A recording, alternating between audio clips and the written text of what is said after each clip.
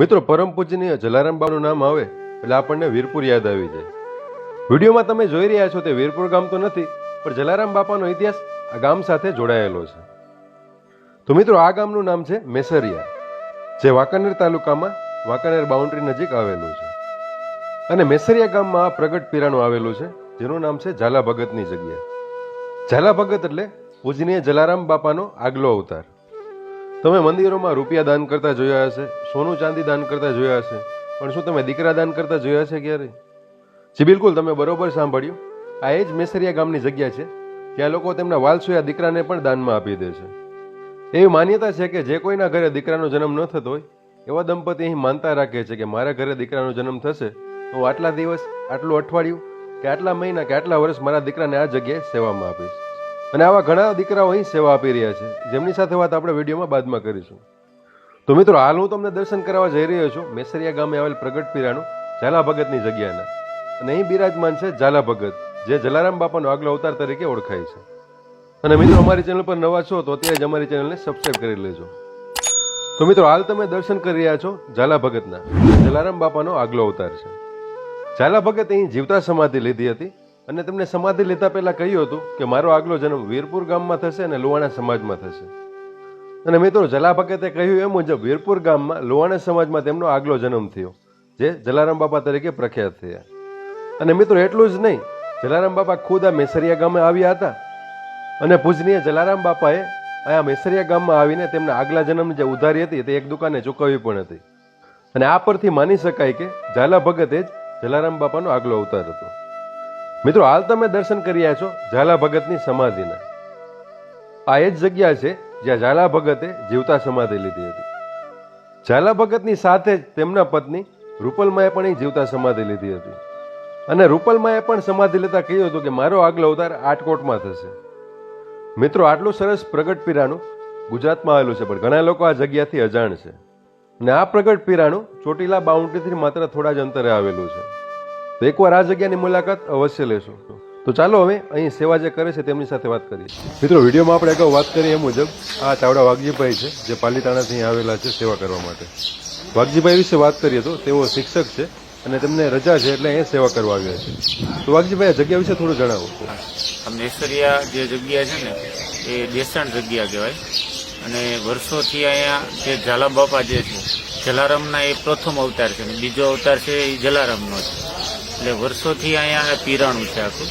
અને આ ગૌશાળાઓ છે, દરરોજ કેટલા લોકો અહીંયા જમે છે, અનાજ ક્ષેત્ર ચાલે છે.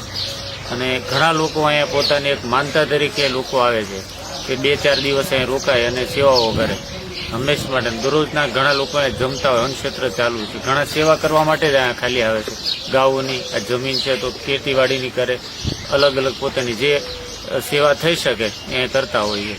અને ઘણા બધા સંતો પણ છે, એ પણ ખુદ સેવા કરતા હોય છે પોતે. સવારમાંથી સાંજ સુધી તમે જુઓ તો એ સંતો પણ સેવા કરતા હોય છે. મેસરિયામાં આવેલી આ પવિત્ર જગ્યાએ ચાવડા વાઘજીભાઈની જેમ ઘણા લોકો સેવા કરે છે. વાઘજીભાઈની જેમ પણ બીજા એક ભાઈ છે, તેમની સાથે વાત કરી. ભાઈ, શું નામ છે તમારું? માત્રાભાઈ. તો માત્રાભાઈ, હાલ સેવા કરો છો અહીંયા? એટલે શું માત્રાભાઈ, તમે માનતા રાખી હતી? માનતા રાખી. કેટલા દિવસની માત્રાભાઈ? 1 મહિના. મિત્રો, આ બંને વ્યક્તિની જેમ આ ઝાલા ભગતની જગ્યાએ અસંખ્ય લોકો છે જે આ રીતે સેવા આપી રહ્યા છે.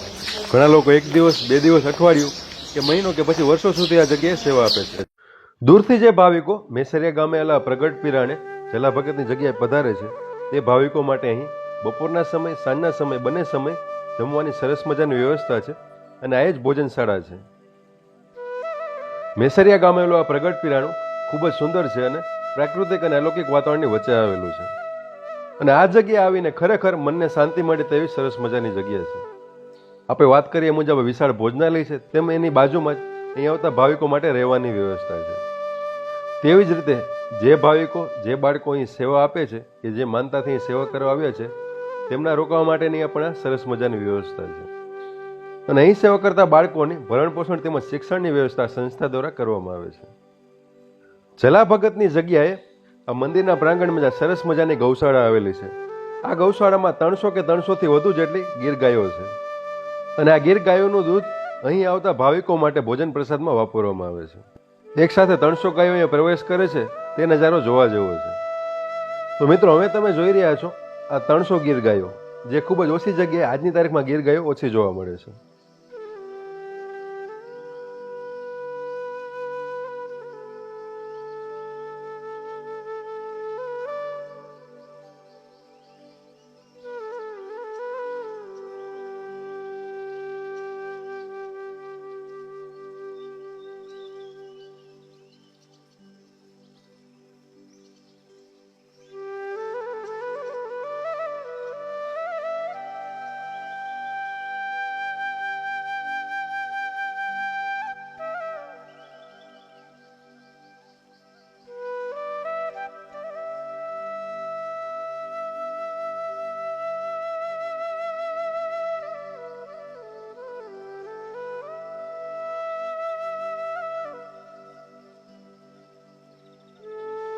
તો મિત્રો આપ પણ થોડો સમય કાઢીને ચોટીલા બાઉન્ડ્રી નજીક આવેલા મેસરિયા ગામે જરૂર પધારજો અને મેસરિયા ગામે જઈને આ પ્રગટ પીરાનું ઝાલા ભગતની જગ્યાની મુલાકાત અવશ્ય લેજો.